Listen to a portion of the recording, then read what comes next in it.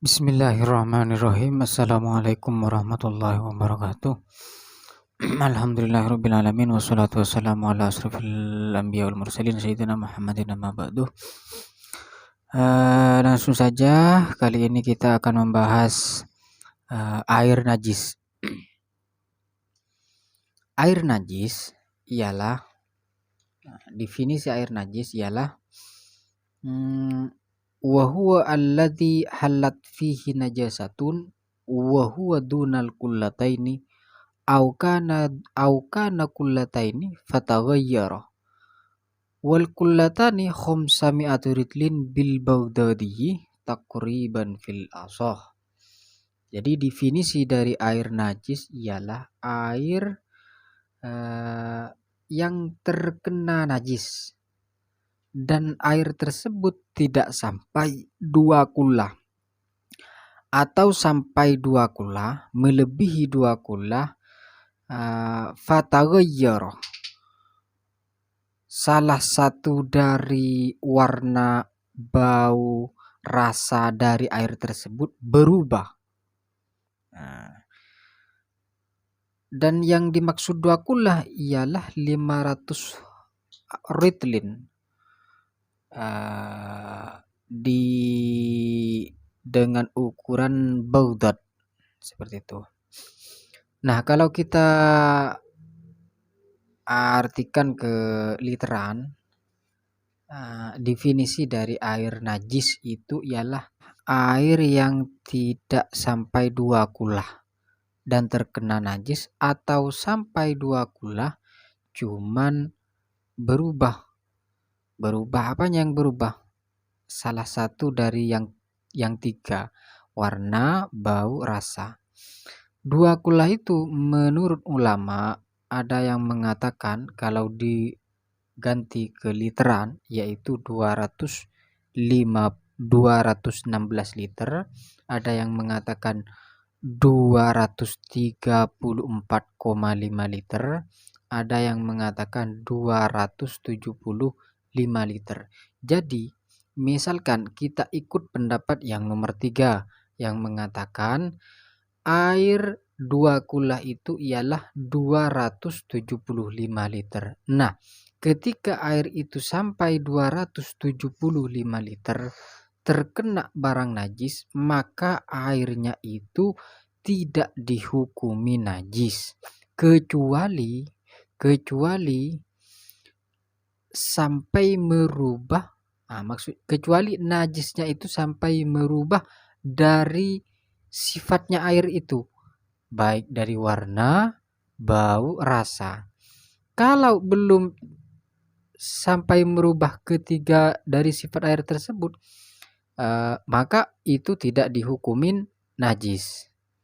Tetap air itu suci, bisa untuk dibuat bersuci, mencuci atau berwudu, adus, mandi besar atau mencuci barang-barang yang lain. Nah, kalau airnya itu misalkan ini kita mau ngambil yang 275 liter.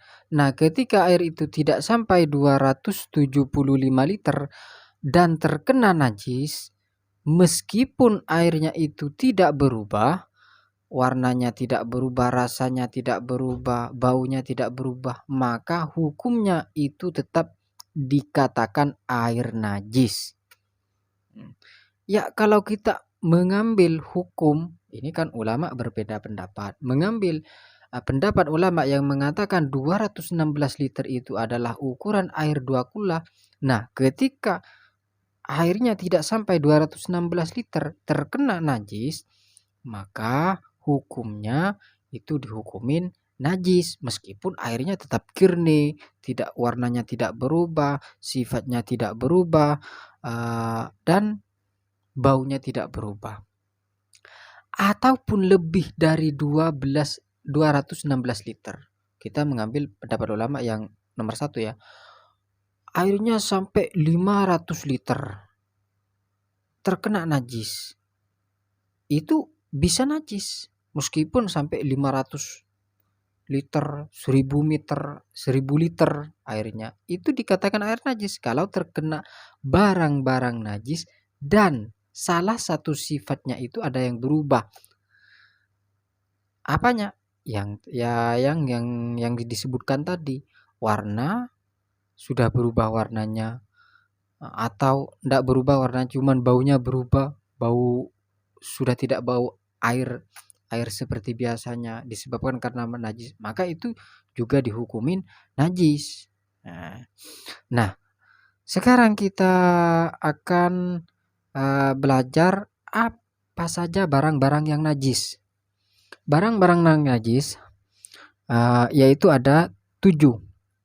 Yang pertama darah. Darah itu hukumnya najis, baik darahnya hewan atau darahnya manusia. Darah-darah yang merah, hitam itu hukumnya najis. Yang kedua nanah. Nanah biasanya nanah ada di tangan ya. Kalau di masa kecil biasanya itu dulu kadang ada nanah warnanya keruh, benjolan-benjolan isinya nanah. Nanah itu hukumnya najis.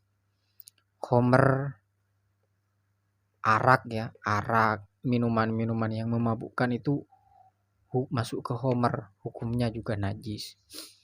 Kotoran manusia najis. Yang kelima anjing dan babi, hewan ya, hewan najis. Muntah. Yang keenam yaitu muntah. Kalau kita muntah dari mulutnya habis makan lama-lama muntah, nah itu juga dihukumi najis. Yang ketujuh terakhir yaitu bangkai. Bangkai maka hukumnya sama ya, najis. Jadi yang 7 ini kalau kena air, saya ulangin, kalau kena air yang tidak sampai 2 kula, ya, maka hukum air tersebut najis. Hukum air tersebut najis meskipun airnya tidak berubah warna, sifat dan baunya. Atau airnya lebih dari 2 kula. Tapi salah satu dari sifatnya airnya berubah, baik dari bau, warna, dan rasa. Nah, rasanya udah berubah disebabkan karena barang najis. Itu juga dihukumin air najis kalau terkena yang 7. Nah, di sini ada beberapa yang dibagi. Yang pertama darah.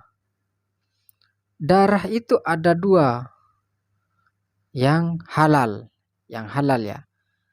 Yang halal. 1 hati. Hatinya sapi itu terbuat dari darah. Yang kedua limpah ya, limpahnya sapi, kambing, pokoknya hewan yang bisa dimakan ada hatinya. Lah itu prosesnya dari darah. Lah itu tidak najis. Jadi makan limpah sapi atau kambing, hatinya sapi atau kambing itu hukumnya halal dan ini tidak najis. Semua barang yang najis itu hukumnya haram dimakan. Yang kedua ini yang dibagi juga ada muntah. Muntah itu dibagi jadi 2. Ada yang sudah berubah dari sifat asalnya, ada yang tidak.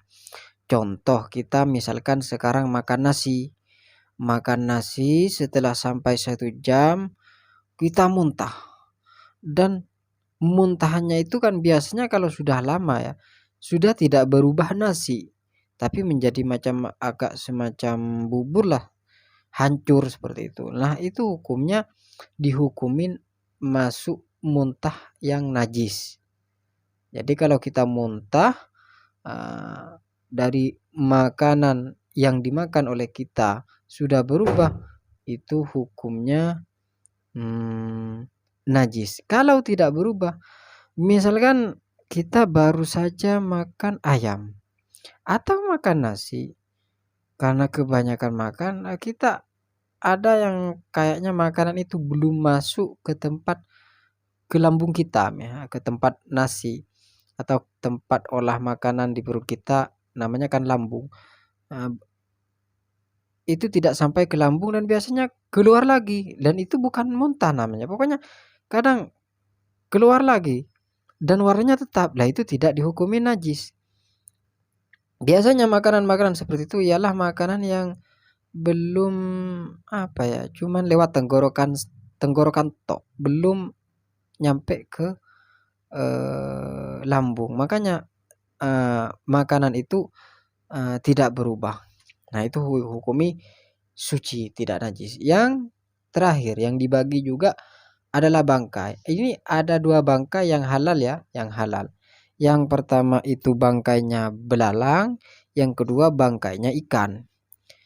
Jadi ikan itu hukumnya suci meskipun sudah jadi bangkai atau belalang. Uhillat lana maitatani wa damani as-samaku wal jarad wal, ya artinya seperti ini ya, artinya dihalalkan bagi kita semua 2 bangkai dan 2 darah. Yang satu bangkainya ikan, yang satunya bangkainya belalang, yang satunya darah. Darah yang dimaksud darah ini adalah hati, yang kedua limpa. Nah, yang definisi bangkai, apa sih bangkai? Ialah hewan yang mati dengan sendirinya atau mati dalam keadaan tidak disembelih dan hewannya itu halal dimakan. Contohnya ya, contoh besarnya ya sapi, ayam, unta mati. Lah itu dikatakan bangkai. Kalau matinya disembelih, maka hewan-hewan tersebut tidak dikatakan bangkai dalam Islam.